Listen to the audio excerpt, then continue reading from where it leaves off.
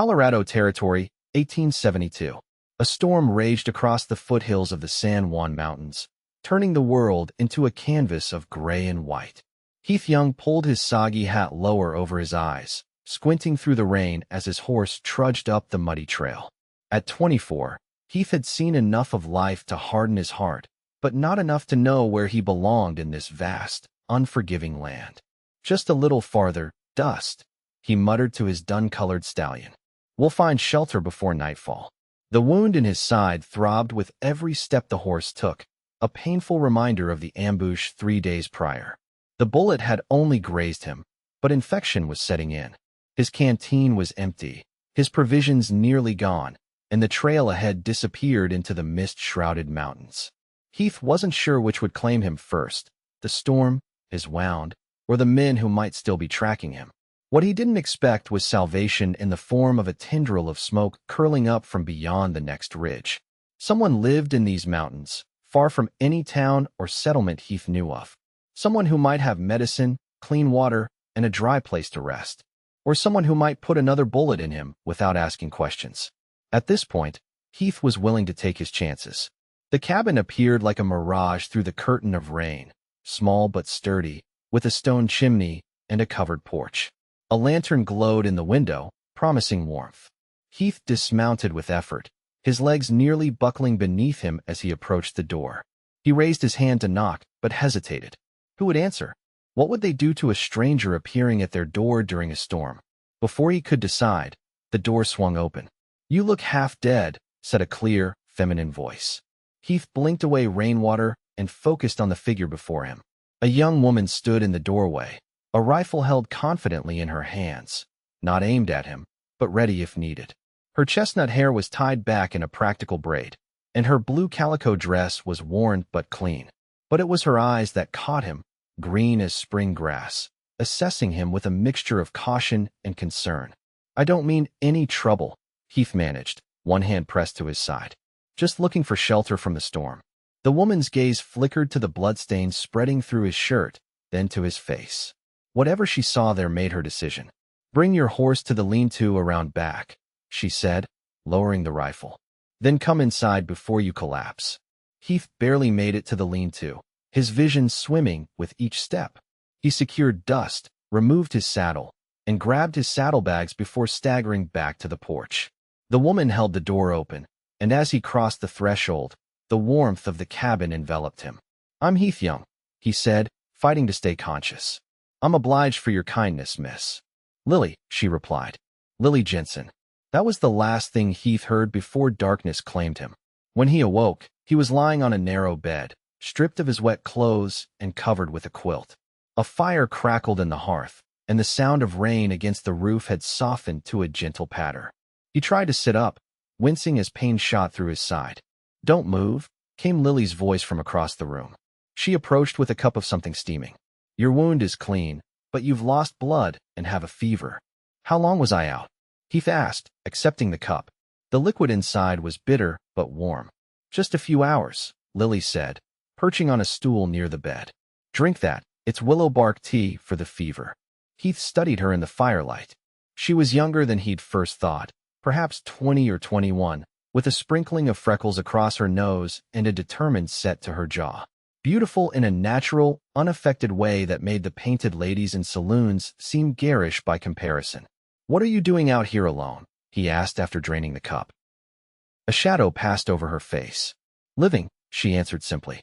"What brought you to my doorstep with a bullet wound?" Heath weighed his response. Trust wasn't something he gave easily anymore, but this woman had already saved his life. "Some men thought I had something they wanted," he said carefully. "They were mistaken, but they didn't take kindly to being told so." "And do these men know where you are?" "No," Heath said with certainty. "The storm washed away any tracks I might have left." Lily nodded, seemingly satisfied. "Rest now. We'll talk more when your fever breaks." The next 2 days passed in a haze of fevered dreams and brief, lucid moments. Heath caught glimpses of Lily changing his bandages, coaxing him to drink broth and medicines, reading by candlelight when she thought he was asleep. On the third morning, he woke clear-headed for the first time, the pain in his side reduced to a dull ache. Lily was at the stove, her back to him as she hummed softly to herself. Sunlight streamed through the windows, illuminating a cabin that was simple but cared for. Shelves lined one wall, filled with books, jars of preserves, and dried herbs. A table with 2 chairs stood in the center of the room, and various pelts hung on the walls alongside a few well-maintained tools. "Good morning," Heath said, his voice rough from disuse. Lily turned, a smile breaking across her face when she saw him alert. "Good morning indeed. Your fever broke last night. How do you feel?" "Better than I deserve," Heath replied, carefully sitting up. "Thanks to you. You can thank me by not opening that wound again," she said, bringing him a cup of coffee. "There's a clean shirt on the chair. It belonged to my—" She hesitated. "It should fit you well enough." Heath noticed her pause, but didn't press. "I'm grateful," he said instead. "For everything." Over breakfast, Heath learned bits and pieces about his savior. Lily had lived in the cabin for 2 years. She hunted, trapped, kept a small garden during the growing season, and occasionally traded with a Ute family who summered in a nearby valley. She was self-sufficient in a way that amazed Heath, who had spent most of his life in the company of other cowboys, rarely alone. "Most women wouldn't choose this life," he observed as she cleared away their plates. Lily's expression cooled. "Most women aren't given a choice about their lives at all." There was a story there, one Heath suspected was painful. "I didn't mean any offense," he said quickly. "It's just unusual." "Impressive." Her features softened. "No offense taken. You're right, it is unusual. But I found peace here that I couldn't find elsewhere." As the days passed and Heath regained his strength, a routine emerged. In the mornings, Lily would check his wound and then go about her chores, tending to her chickens, chopping wood, or hunting if needed. Heath, still too weak to be much help, would sit on the porch and watch the mountains, keeping an eye out for any signs of trouble. In the afternoons, they would talk. Lily was well-read for someone living in isolation, and Heath found himself sharing stories of the cattle drives and frontier towns he'd known. They carefully avoided personal histories, as if by unspoken agreement. Heath didn't ask why a young woman lived alone in the mountains, and Lily didn't ask why men had tried to kill him. One evening, about a week after Heath's arrival, they sat by the fire as a spring storm rattled the cabin. "I should be moving on soon," Heath said, though the thought brought an unexpected pang. "I've imposed on your hospitality too long." Lily looked up from her mending. "You're still healing," she said, "and the passes won't be clear for another week at least." "Even so, I can't stay here indefinitely." "Why not?" she asked, her voice quiet but challenging. "What's waiting for you out there that's so important?" The question caught Heath off guard. What was waiting for him? Drifting from ranch to ranch, town to town, always moving, never staying long enough to form attachments. That had been his life for the past 3 years, ever since. "Nothing," he admitted. "But that doesn't mean I should burden you." "You're not a burden, Heath." Lily set aside her mending and looked directly at him. "You're the first person I've spoken to in months who hasn't tried to convince me to leave these mountains and find a husband." Heath laughed softly. "Well, you seem to be doing just fine without one." "I am," she agreed. But there was a hint of loneliness in her smile that tugged at something in Heath's chest. The storm continued for 3 days, keeping them confined to the cabin. On the 3rd evening, as they played a hand of cards by lamplight, Heath finally asked the question that had been on his mind. "The shirt you gave me," he began, watching her face carefully. "You started to say it belonged to someone." Lily's hand stilled. For a moment, Heath thought she wouldn't answer, but then she sighed. "My father," she said, laying down her cards. "This was his cabin. He was a fur trapper, one of the last of his kind. He taught me everything I know about surviving in these mountains." "Was—" Heath prompted gently. "He died 2 winters ago. Pneumonia." Her voice was steady, but her eyes held old grief. "I nursed him as best I could, but we were snowed in. Couldn't get to a doctor." "I'm sorry," Heath said, meaning it.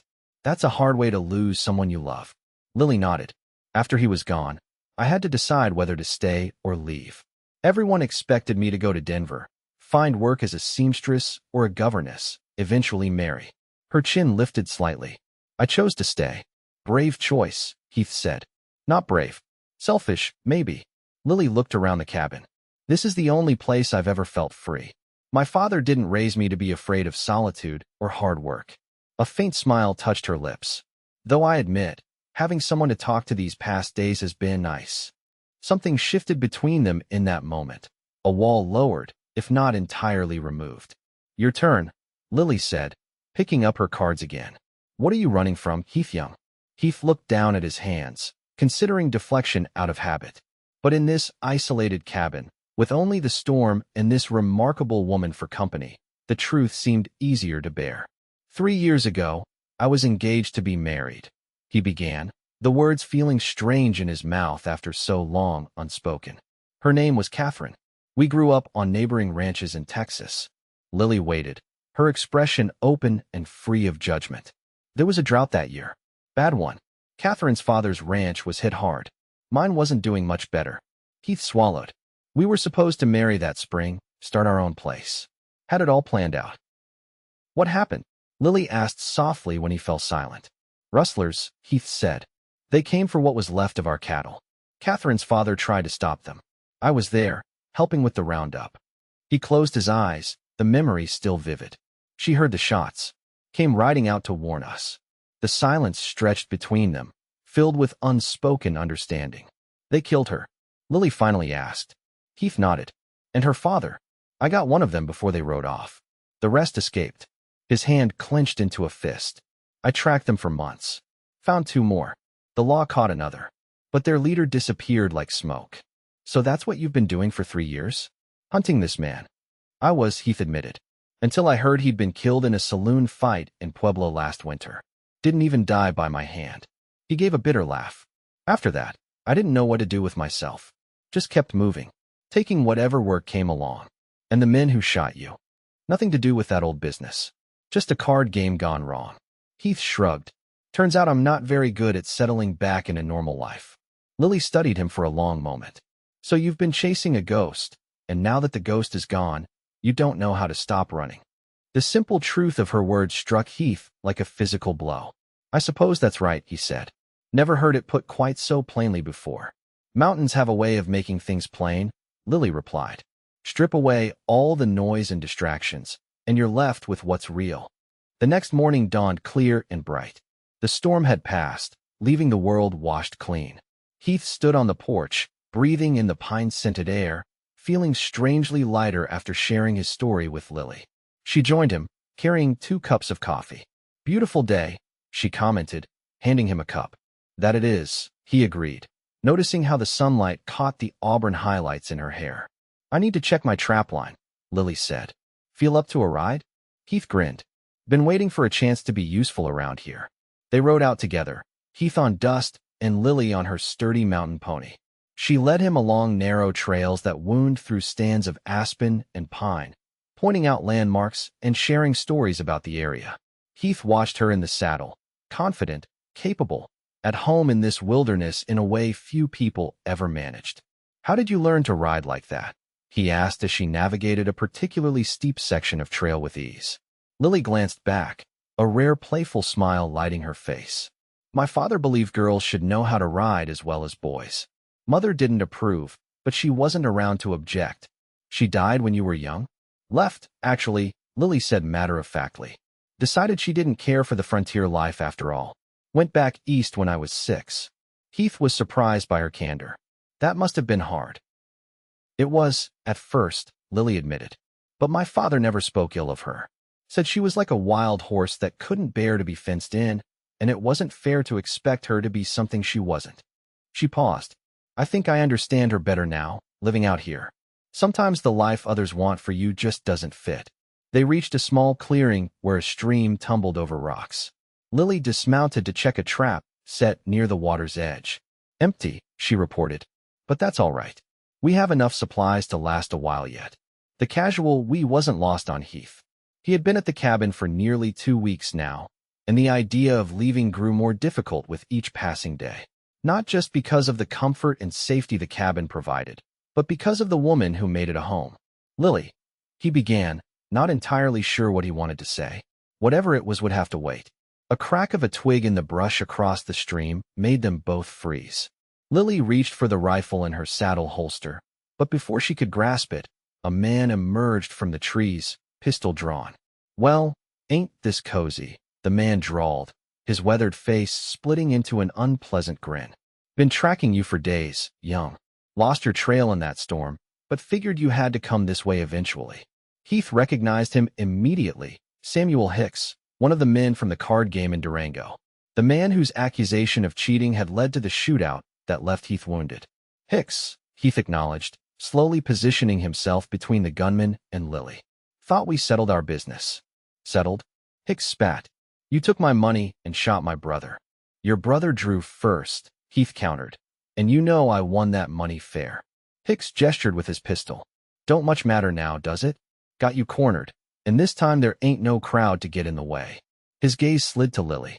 Though I see you found yourself some pretty company up here. Might have to thank you for that before I kill you. Heath felt a cold fury rise within him. The lady has nothing to do with this. Step aside, Heath, Lily said quietly from behind him. Like hell, Heath muttered, not taking his eyes off Hicks. I said step aside. There was steel in her voice now. Before Heath could respond, a shot rang out. For a confused moment, he thought Hicks had fired, but the outlaw looked as startled as Heath felt. Then Hicks crumpled to the ground, a red stain spreading across his chest. Heath turned to see Lily holding a small derringer that had been concealed in her skirt pocket, smoke still curling from the barrel. I told you to step aside, she said calmly, though her hands trembled slightly. Heath stared at her in disbelief, then at the fallen man. Is he dead? Lily confirmed after a moment of studying the still form. I aimed for his heart. Where did you learn to shoot like that? Same place I learned to ride, she replied, lowering the derringer. My father believed a woman alone needed to know how to protect herself. They buried Hicks in the clearing, marking the grave with a simple pile of stones. Neither spoke much during the grim task, but as they mounted to return to the cabin, Heath finally found his voice. Thank you, he said. You would have killed us both. Lily nodded, her expression troubled. It wasn't the first time I've had to defend myself up here, but I never take a life lightly.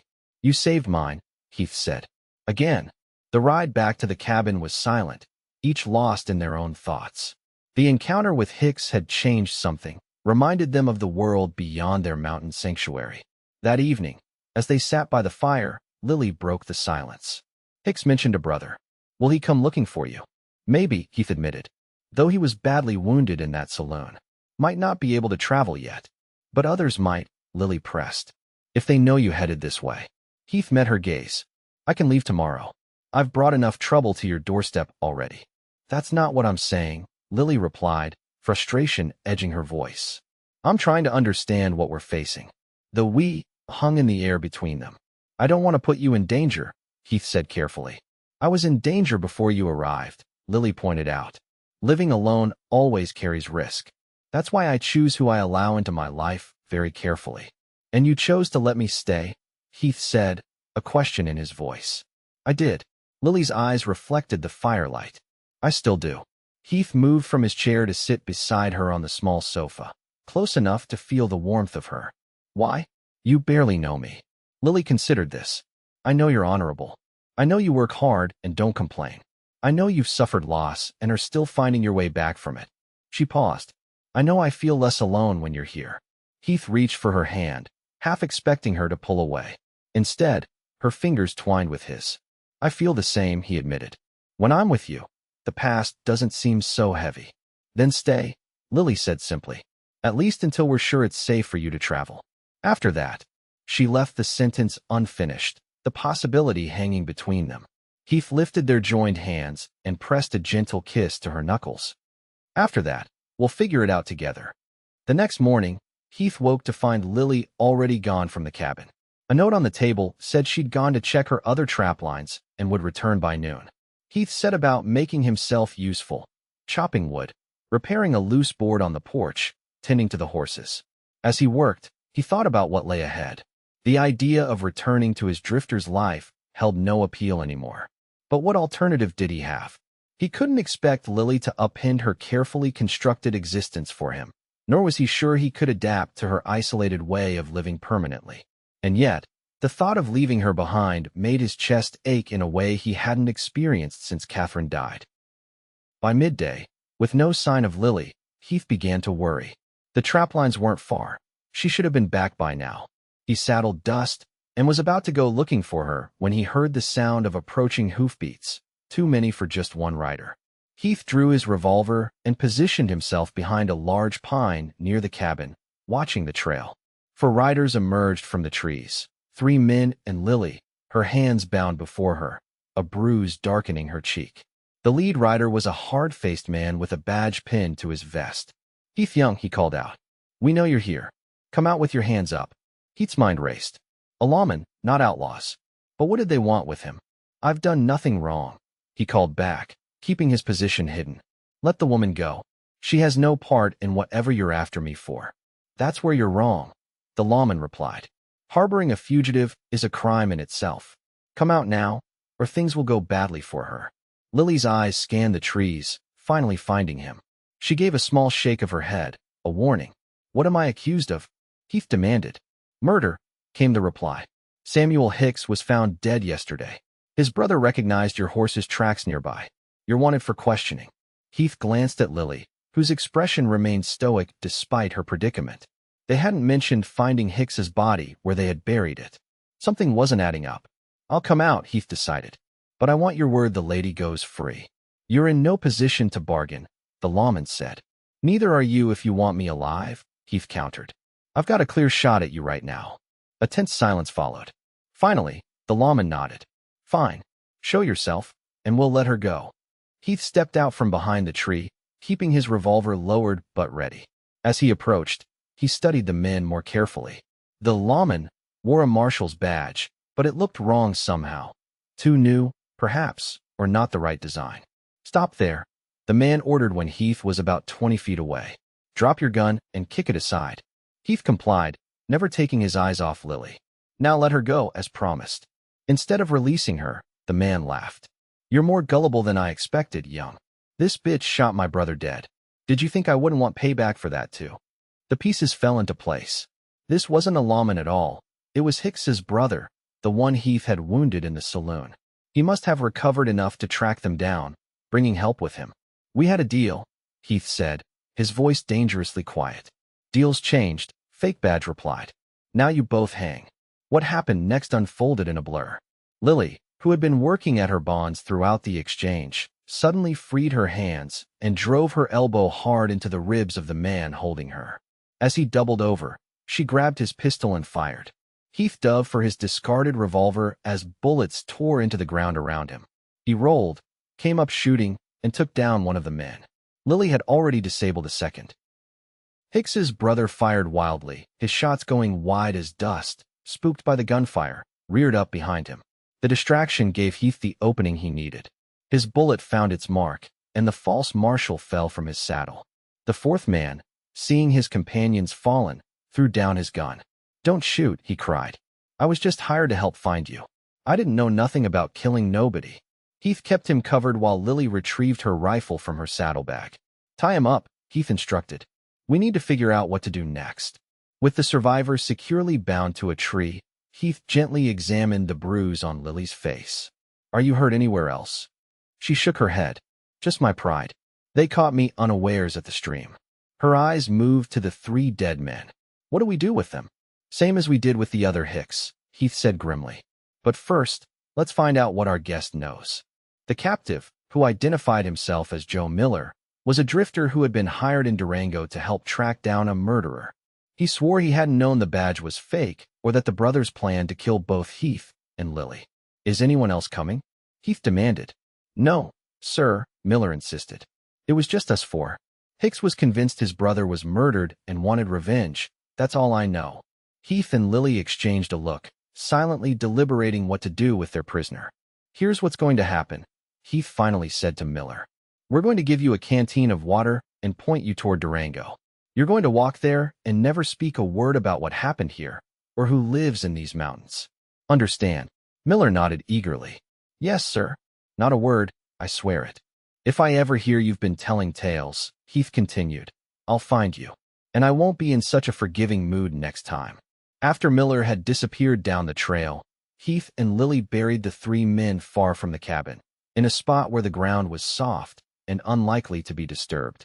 As they worked, Heath voiced the concern that had been building. "This isn't over," he said. "Someone in Durango knows I headed this way. Even if Miller keeps his mouth shut, others might come looking eventually. Lily drove her shovel into the earth with more force than necessary. So what do you suggest? That we both just keep looking over our shoulders forever?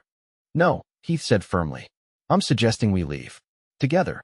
Lily stopped digging, her expression guarded. Leave? This is my home, Heath. Everything I have is here. I know, he said gently. And I wouldn't ask if I thought there was another way. But after today, this place isn't safe anymore. Not for either of us. Where would we even go? Lily asked, and Heath heard the fear beneath her challenge. Not fear of danger, but of the unknown, of returning to a world she had deliberately left behind. I have a friend in Wyoming, Heath said. He owns a ranch near the Tetons. It's remote, but not as isolated as this. We could start fresh there. As what? Hired help. Lily's voice was bitter. I didn't escape one life of servitude to enter another. As partners, Heath corrected. In all things, if you want. Lily stared at him, understanding dawning in her eyes. Heath Young, are you proposing to me over a grave we're digging for men who tried to kill us? Despite everything, Heath laughed. I suppose I am. Not very romantic, is it?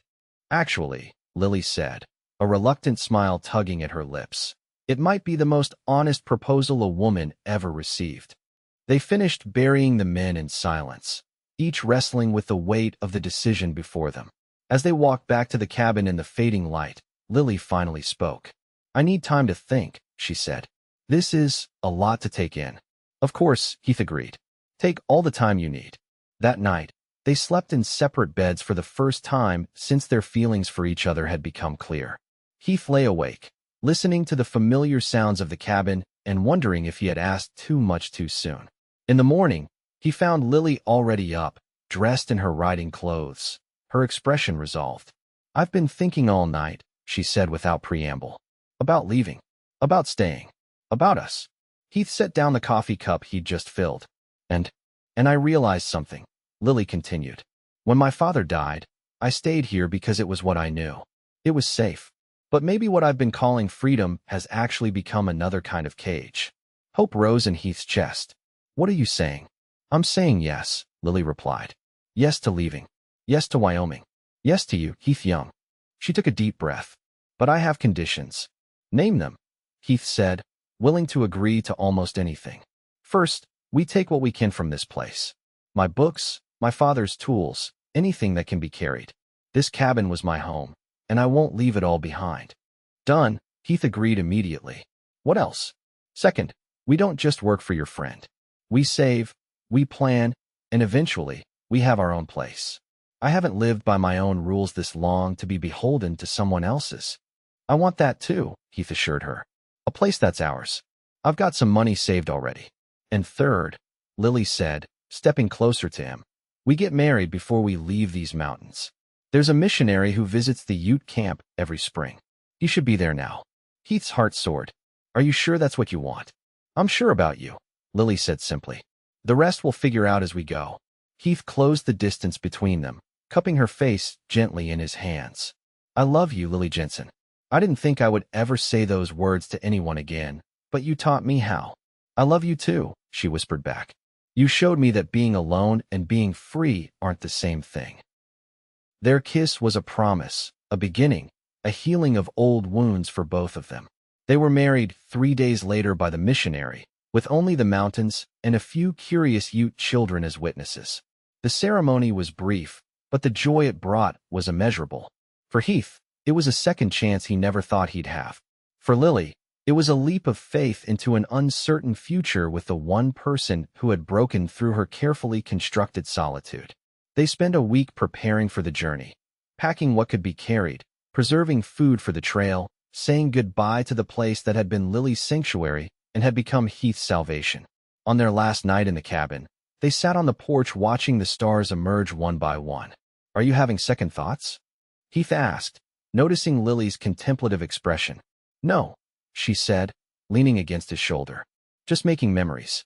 This place gave me what I needed when I needed it most. I'll always be grateful for that. It gave me what I needed too, Heath said, wrapping his arm around her. It gave me you. In the morning, they loaded the pack horses and took one last look at the cabin. Lily had left it clean and orderly, with firewood stacked and shelves empty. Anyone finding it would see only an abandoned trapper's home, with no hint of the life she had built there or the healing that had taken place within its walls. "Ready?" Heath asked, offering his hand. Lily took it, her fingers intertwining with his. "Ready."